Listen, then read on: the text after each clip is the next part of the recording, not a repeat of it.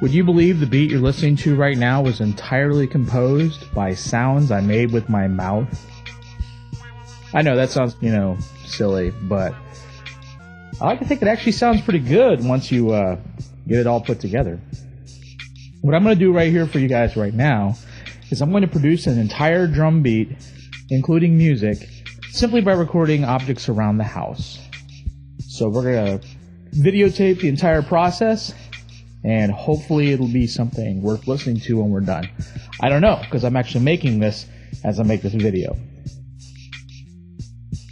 First thing I should tell you, I use a program called Adobe Audition to record all the sound, and then I put it together in another program called Acid. Both of these programs are pretty famous.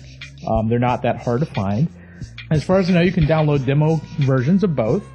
Just do a search for WAV, as in wave file, and then do a search for Acid or Audition, and you'll get results. But that's not to say that you have to use those programs. A lot of people prefer Fruity Loops and SoundForge and hundreds of other programs available.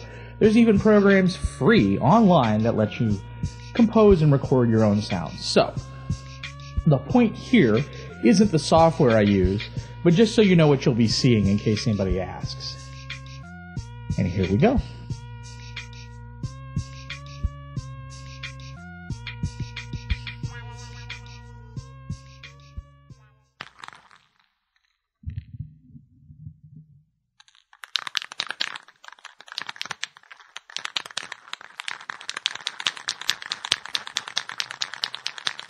Remember these things? These cheesy little Spencer's gifts?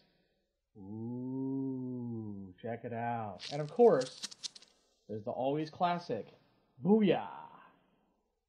Oh, I'm so funny! But, anyway.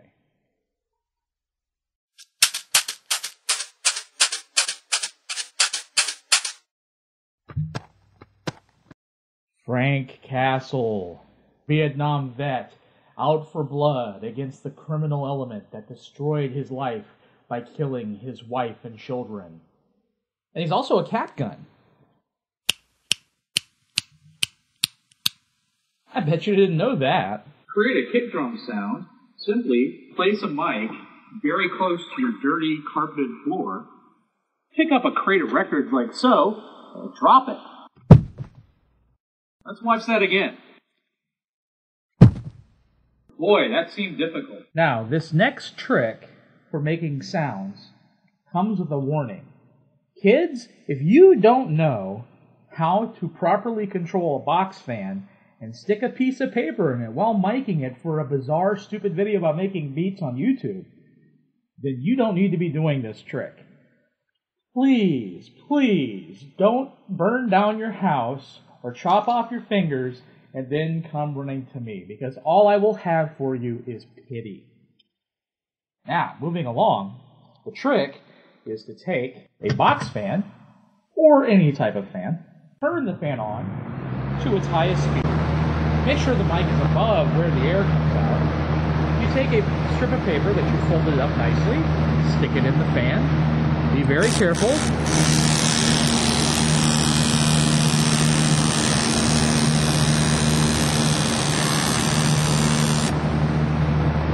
Remember to hold it there. Take your hardbound book, put it as close to the mic as possible.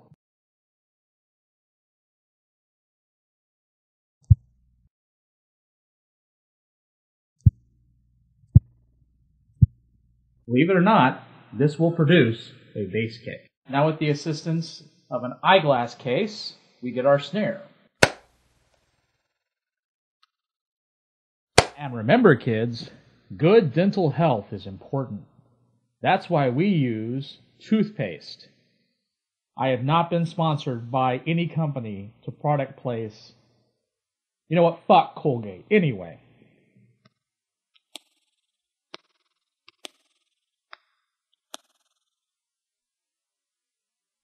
Don't eat it. The truth is, anything that makes a prolonged noise that doesn't really change is going to produce a musical note. Like a zipper. I just will use this CD thing that I have, for example.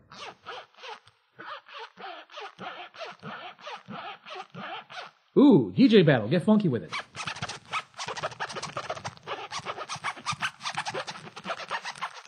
I can even produce an actual musical note by dragging my fingernail across the side of this CD case.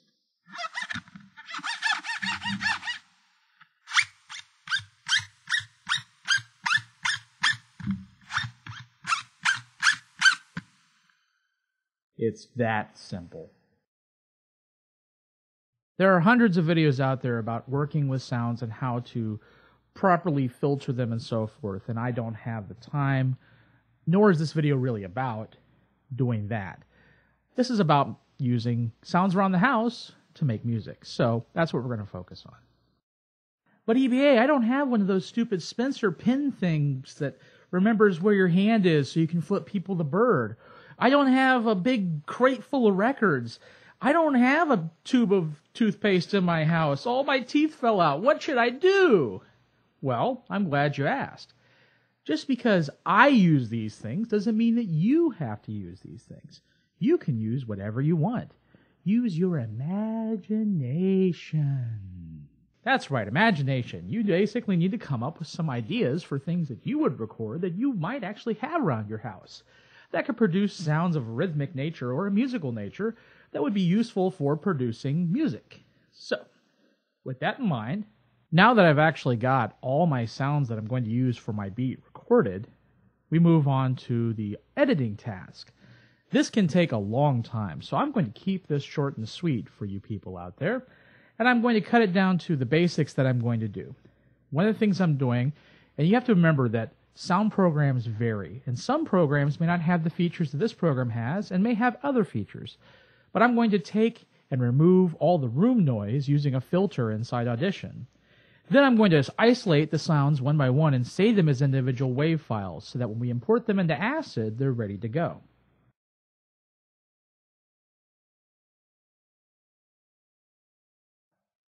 Here we are in Acid. We take each of these sound files and drop them in. Now comes the difficult part, and this is something I can't teach you. I can tell you how to put wacky sounds from things you find around the house into your computer, but I certainly can't tell you how to have some innate sense of putting those sounds together to form a percussive beat that actually might be considered funky fresh. I'm going to let you watch a little bit of me putting it together, but I really can't teach you. I'm sorry. Remember, you also have the ability to filter your sounds, to augment certain features about them. Turn the bass up, turn the bass down. Maybe isolate some midpoints in the sound that maybe you want to isolate some midpoints in the sound that help make it really create the instrument that you're looking for, since we're obviously not working with synthetic beats or sampled beats off of someone else's production. The nice thing about Acid is that I can simply change the note of any sound, and so our box fan becomes a musical instrument.